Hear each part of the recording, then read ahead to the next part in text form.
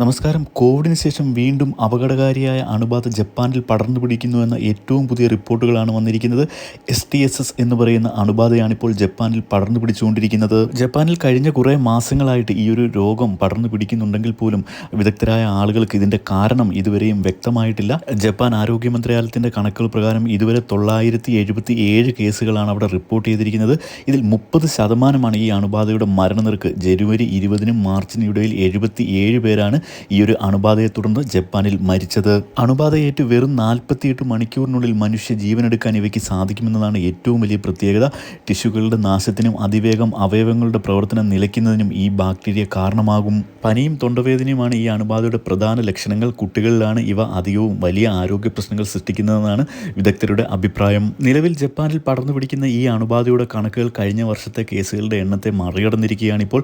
2023-ൽ 941 കേസുകളായിരുന്നു ഉണ്ടായിരുന്നത്. 1999 ശേഷം ഈ അണുബാധ ഏറ്റവും കൂടുതൽ രേഖപ്പെടുത്തിയ വർഷമായിരുന്നു 2023. ഈ ഒരു അണുബാധയെ തുടർന്ന് 2023-ൽ 97 മരണങ്ങളാണ് അവിടെ റിപ്പോർട്ട് ചെയ്തിരുന്നത്. കഴിഞ്ഞ 6 വർഷത്തിനിടെ ഏറ്റവും കൂടുതൽ മരണം ഈ അണുബാധയെ തുടർന്ന് രേഖപ്പെടുത്തിയ വർഷം 2023 ആയിരുന്നു. മനുഷ്യ മാംസം ഭക്ഷിക്കുന്ന ബാക്ടീരിയയാണ് ഈ ഒരു അണുബാധയുടെ ഏറ്റവും പ്രധാനപ്പെട്ട കാരണം. ഇതിൻ്റെ വിശദമായ അറിയിപ്പുകൾ നിങ്ങളെ ഉടൻ തന്നെ അറിയിക്കുന്നതായിരിക്കും. ദയവായി ഇത്തരത്തിലുള്ള എല്ലാ അറിയിപ്പുകൾക്കും വാർത്തകൾക്കുമായി ചാനൽ ഒന്ന് സബ്സ്ക്രൈബ് ചെയ്ത് സപ്പോർട്ട് ചെയ്യുക. വീഡിയോ ഒന്ന് ലൈക്ക് ചെയ്ത് കൂടി കാണുവാൻ ശ്രദ്ധിക്കുക. താങ്ക്